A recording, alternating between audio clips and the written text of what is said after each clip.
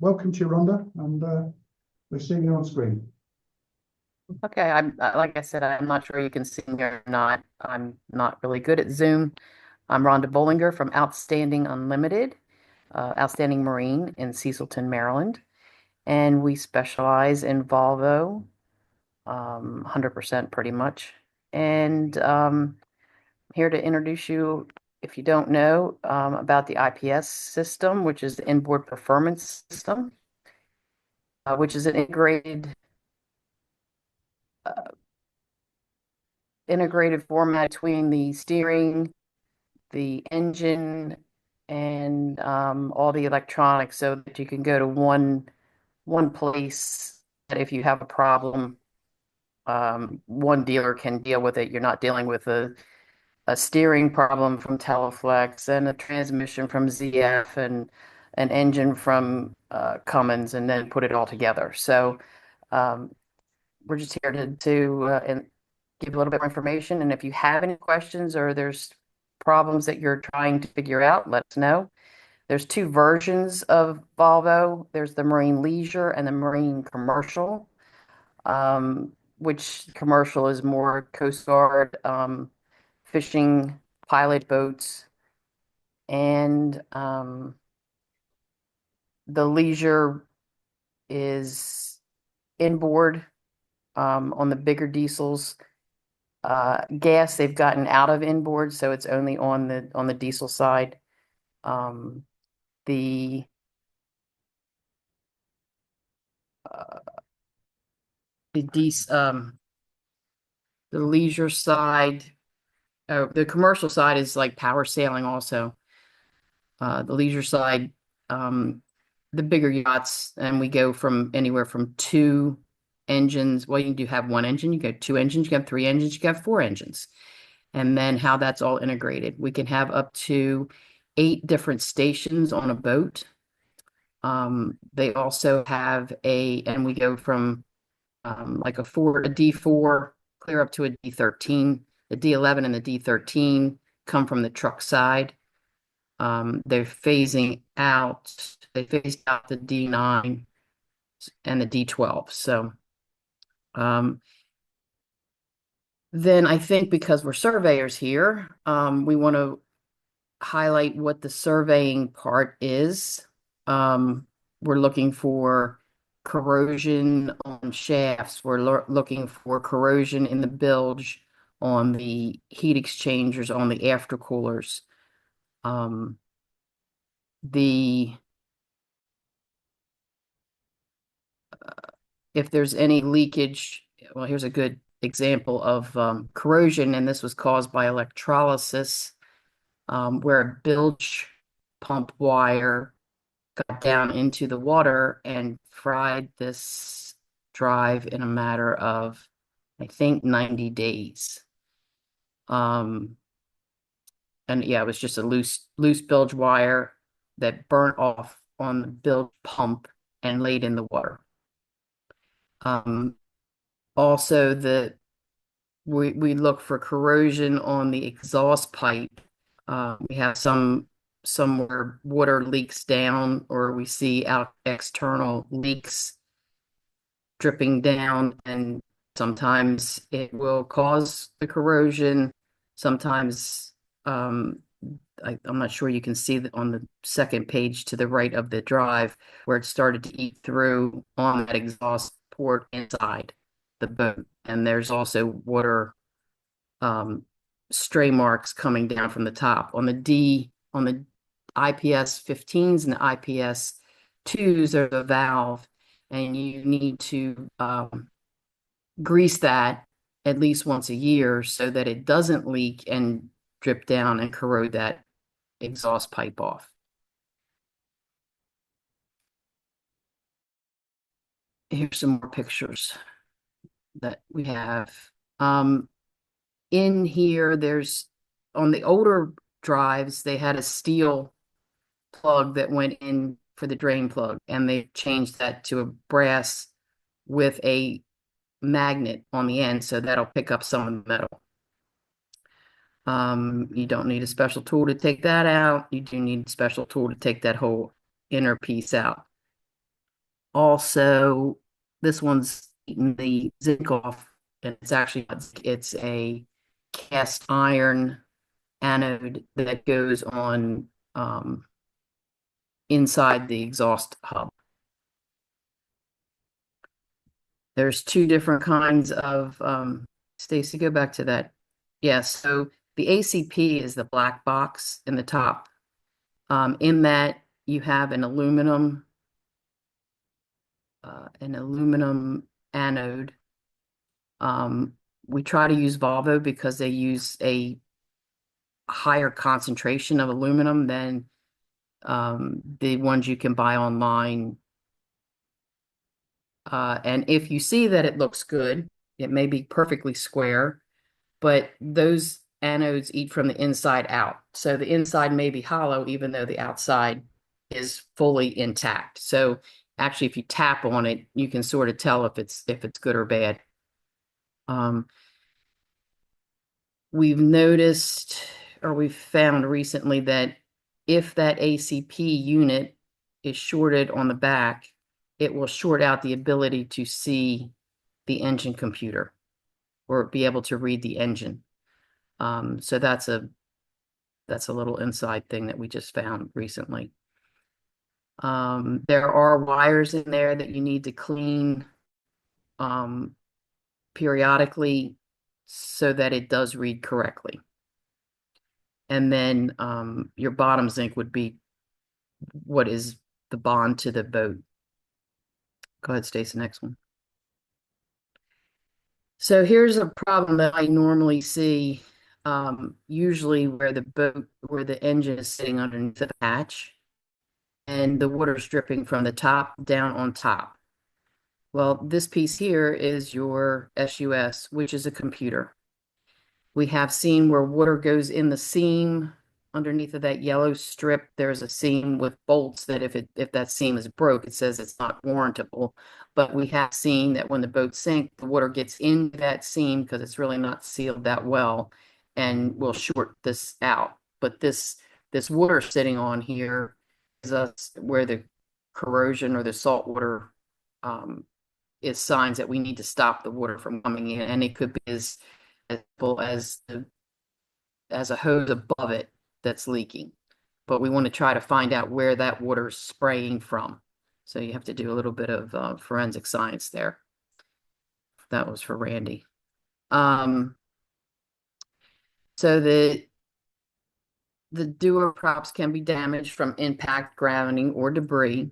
And we have, well, here's a good one with a piece of rope. Sometimes you see that, sometimes you don't. If we get fishing line in there and you can't tell without taking the props off, that it will take the seal out. I don't usually on a survey take the props off. I do as little as I can to disturb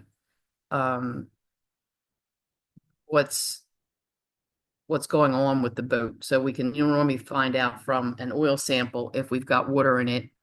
But when you get rope on it, you have to reseal them. If you try to do it without doing it after about 6 or 7 hours, it will pretty much eat the seal up. Also, you can't really tell if we get a lot of people say that the prop shafts are bent, and that's because they're measuring off the end of the shaft, and the end of the shaft is not true. The end of the bolt would be okay, but if they try to measure the end of the shaft, it gives you a false reading. What's nice about the IPS is if it may be more expensive, but in reality, if you hit something and it's so bad, we can usually have you up and going as long as we can get a whole drive in about a day. Whereas if you hit something with the shaft and you wipe out the shaft and the props and the strut, you're out for a couple months. When we go to check the oil, we want to verify that it's clear, black, or that one's really milky. So then we know we're going to reseal it. If you have that much water in it, Sometimes we can get away with just changing the oil, but most of the time, um, the if it's really salt water, we're going to need to change those clutches because the salt water gets in there, rusts the metal in the clutches, and you're replacing or you're getting then metal in it. So this is where we do our oil analysis. Volvo has their own oil analysis that they go with. They've got a pretty big database, and so it'll tell you what's wrong. And then anybody at Volvo can go on and see that through their portal, and they'll be able to tell what each year has happened or what's happened with each one. Where this one shows there's water in it, but there's also shows aluminum. The aluminum is going to be on the housing. If you've got steel, it's going to be, or iron, it's going to be in the, due to the clutches.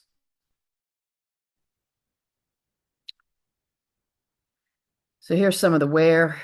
The aluminum and steel on the second one would be the clutches, and you can see where they're worn off, and it's due to the water sitting in there and corroding what actually turns into sandpaper and eats the clutch material off. If it's really bad, it's a broken gear, then we decide which way is better to build it. Uppers we can usually rebuild pretty easily. The lowers is much more difficult, much more time consuming, and more shim oriented. The other, so if you get glycol in it, you see the third picture over is the oil cooler for the transmission. And they are common as they're getting older. If you see any kind of leakage around that, where the hose goes maps up to the black piece, it's either getting ready to eat through, and then we're going to have water, more water in the drive. This way, it's a telltale sign that it's going to happen. And then if you have sodium in it, then you're going to see that it's going through and coming through the seals. Now there's 3 places that it can come in, and that is, you've got the 2 prop shaft seals. It could be the O-ring on the plug that we saw earlier, or if not, and we usually try to do those two first. If it leaks water after that point, then it becomes the steering seal. The steering seal is harder because you have to take the whole drive out of the boat and split it all apart and then put new seals in it and put it all back together. So early on, they had a brass ring where no, you can go back to that other one, Stace. They had a seal ring, had a brass ring where the steering seals rode on. And early ones, if there was too much salt in the water, it would pit it, and then it would eat the seals up. They've gone now to a steel ring, and you can normally see that steel ring on the later IPSFs. So if you can't see a steel ring in between the 2 housings, then it probably still has the brass ring in it. You can see that update IPSE between the D and the E, so it's highlighted in blue as a change for the new steering knuckle that she's talking about. Thank you.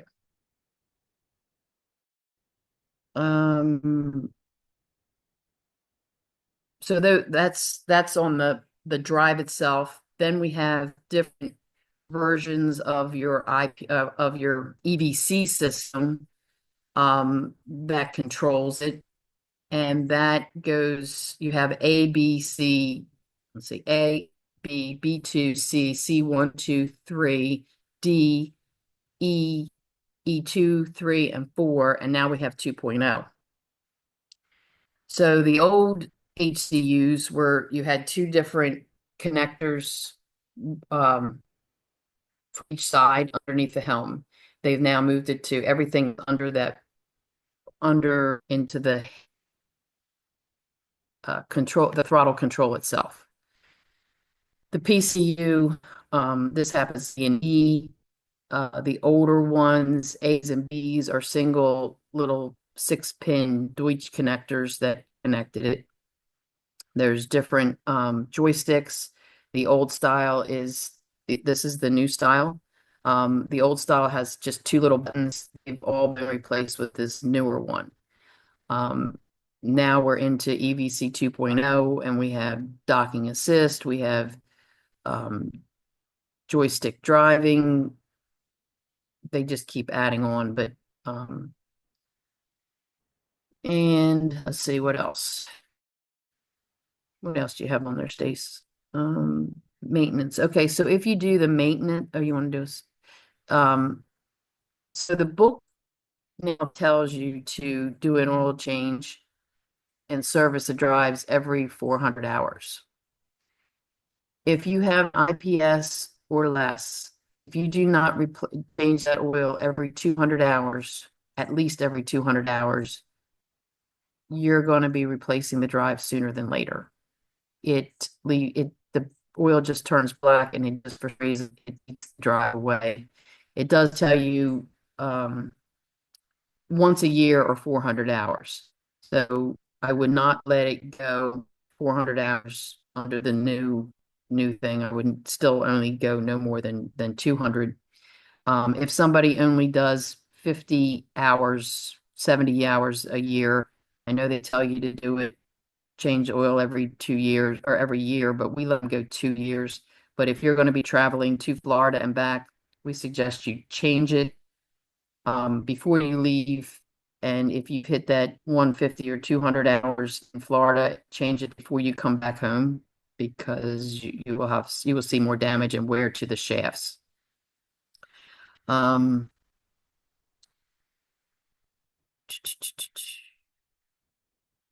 see a lot of boats that do not put in a fouling or some type of coating on the drives and props. This past year, we've had a couple of props that have gotten pits in them, and Volvo is denying a warranty claim on them, saying that is due to corrosion. So if you paint your props with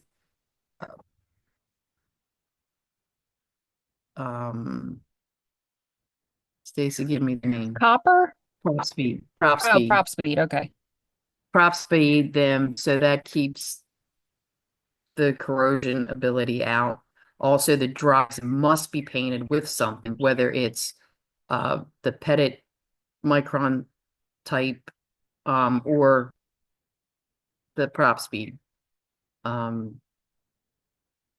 They really need to be covered, even though you've got corrosion protection on there. Just paint them, and that'll take one of your, and it'll keep it cleaner. We won't have to worry about the barnacles or anything weighing down the speed of the engine. D6s are notorious for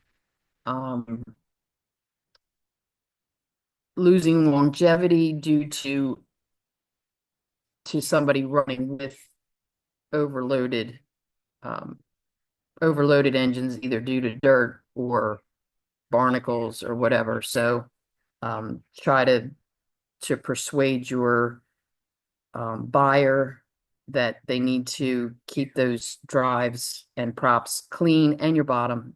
We need to obtain at least 3,500 on these engines, otherwise, or run at least 300 off of whatever max is.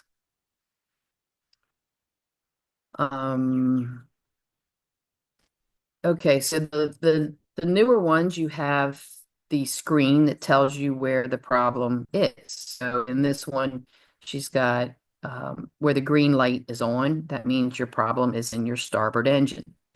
Normally, and it'll also give you the code. So this one happens to be the EBC 2.0 because it's the later version of codes. Older ones, A's and B's are like Winky Blinkies. The EVC is the first one where you can actually get like a mid.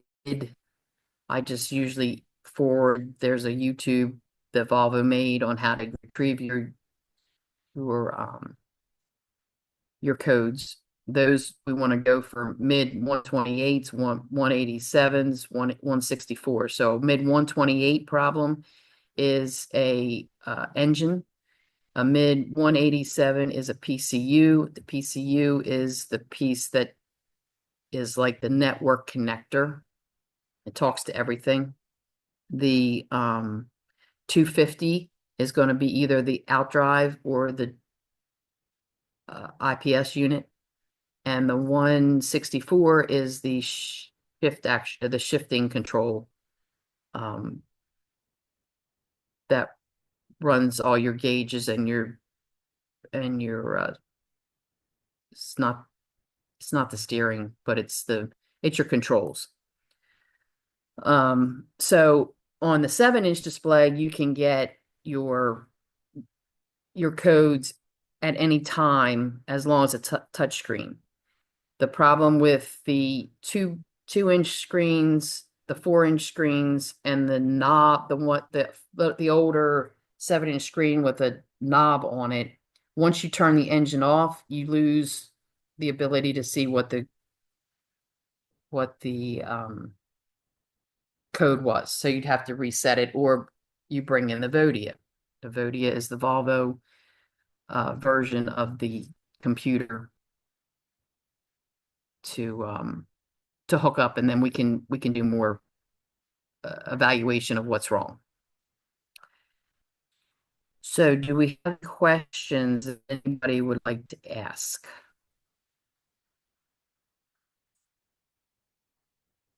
Everybody went to sleep.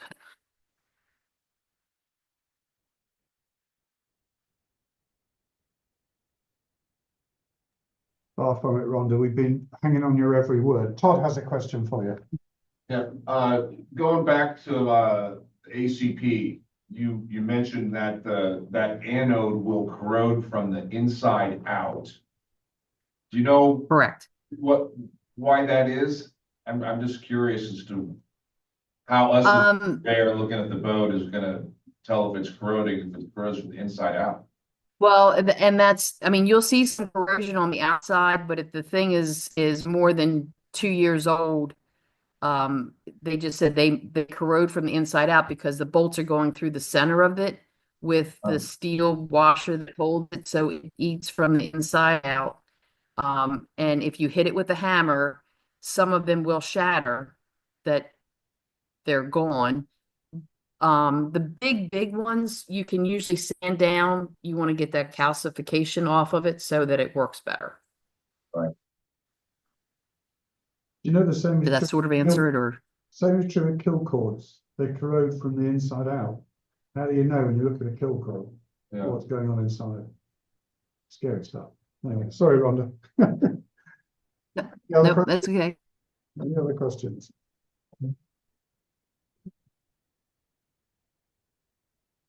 You're saying don't hit it with a hammer. Don't hit it with a hammer.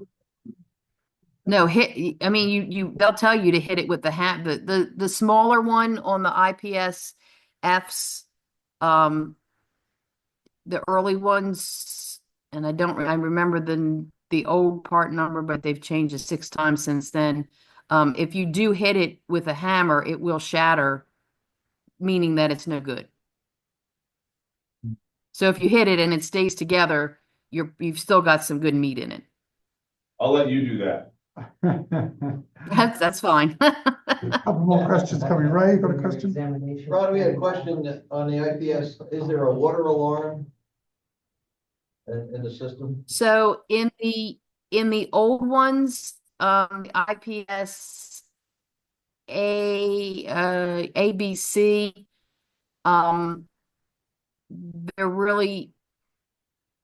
there's a temperature pressure one, so no. In the IPS Fs, there is a quality sensor that does tell you that there is a problem and that there probably is water.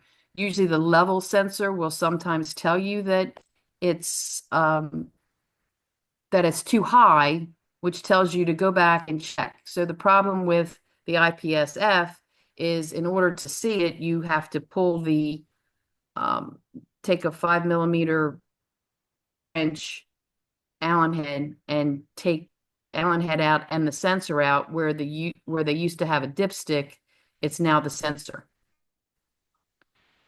So that's more or less the level alarm. And if the level goes up, then you probably have water in there, or you want to verify that somebody didn't overfill it. If it's got water in it, you can also take that top black, where it says oil fill on it. If you take that off, you'll see water droplets, or you can see where it might have the water oil mixture in the top. So that's another clue on how bad it is. The IPSFs, we've had an issue with. The old drives did not have a speedy sleeve. So when they built these new ones, they said, oh, well, let's just put the speedy sleeve on the shaft as opposed to in the seal kit. But for some reason, now they're saying that you're supposed to grease that speedy sleeve so that salt water doesn't get under it. Salt gets under it and supposedly is splitting the seam where somebody has welded it. So instead of making just a round ring that has no seam, they're the seam is cracking, and they're saying it's due to the corrosion. We find that hard to believe, but Volvo will yell at me. But they're cracking and causing water to get into the drive on the IPS 10s. That won't happen on an IPS A, B, C, D, E, F, but it will happen on a 10. I haven't seen it happen on a 15 or a 20, but the 10s are. So the prop shafts, if it's just the little prop shaft, all they're telling us to do right now is to change the prop shaft and the seals. If it's the gear, there's also the same speedy sleeve on the gear, and then you have to replace the gear. That's where it becomes more intent. If it's under the 2-year warranty, Volvo's paying for it. Under the 3-year, if it's the extended warranty, or if it's over the 3 years, then it's a question on whether they'll give us a new one or we have to really rebuild it. And honestly, I don't really like to rebuild the lower units because they can't keep them working. I don't want to be responsible for rebuilding the lower either. Thank you. Another question, if I may. The cloud control Yep. program, do they change automatically, or do we have to download them? How does that work? Say that again. The cloud control programs, can they change automatically? So you have to be an authorized dealer. You have to be an authorized dealer to be able to program. There is a Mexican or Chinese version of it that you can read it, but you cannot, unless you're a Volvo dealer and have taken the class to be able to program. You cannot fix or program anything on Volvo, but you can buy I have seen some people come up with this version that you can read what the issues are. You just can't fix anything. Thank you. One more coming. Yeah, Rhonda, Craig English, surveyor on the Chesapeake, and I see a lot of groundings, and so I was wondering if you could point me towards some things beyond the obvious, the skeg and the props and all. For example, like that ceiling ring, would that have moved in a common grounding? So in the common grounding, no. If you've got it where that shaft is really bent up, like to a 45 degree, that thing took a pretty good hit. And again, if you're doing it for an insurance company, they may say, look, let's change this. Let's run it for 25 hours. If it's just the prop shaft, if it's the gears, if you bent the gears and that, I would say you need to do the steering seals. If you just bent that little shaft, I would just go ahead and change that shaft, tell them to go ahead and run it for 25 hours, and then see if you've got any water, and that'll tell you if that steering seal needs to be changed.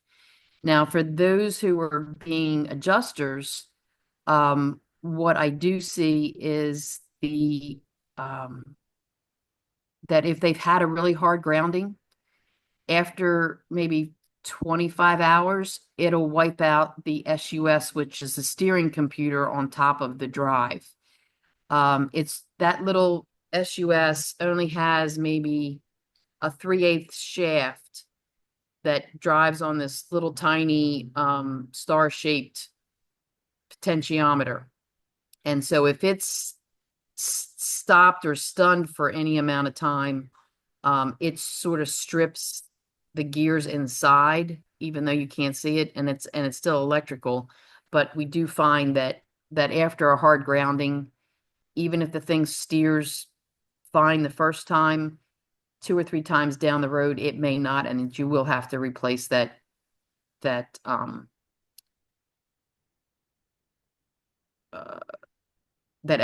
on the drives. Thank you. Rhonda, I've got a question for you. It's all very well Volvo pushing back and saying there's corrosion. That's fine, except it isn't fine. What is there a strategy for managing that corrosion to try and stop that happening? So to try to keep the corrosion to a minimum, coat the drive and the props with prop speed or a really thick coat of antifouling paint. And if you're near a steel barge, if you're near a bunch of old boats that are liveaboards and they have, household battery chargers, then you're going to be, it's the same as an outdrive. You're going to be more susceptible to that corrosion. You can also, if you basically use the boat as a condo, you may want to take one of those big 25-pound mermaids and throw it overboard and just let it eat away. Verify that your ACP is working. Again, sometimes it's just because somebody doesn't clean the contacts underneath of that black cover. And then verify, make sure you've changed all the zincs. If you have those hydraulic swim platforms that have a lot of stainless steel on them, that can also create the problem. So make sure you have enough anodes on that. And if you have to get an a guy to come in and do an electrolysis test on it with your silver chloride, to verify that the boat is well protected. We had one boat that somebody had taken the drive out, and I don't know that it was ever in there to begin with, but there has to be a grounding wire when you have the ACP, a grounding wire from one drive to the other. Otherwise, only one drive is being protected, and the second one, it's not doing a complete circle. So you want to verify that connecting wire is between the two drives. Okay. Thank you. Any questions from the online guys? Anybody? Anything for Rhonda before we let it go? Feel free to pop something in the chat. Anything else from the room?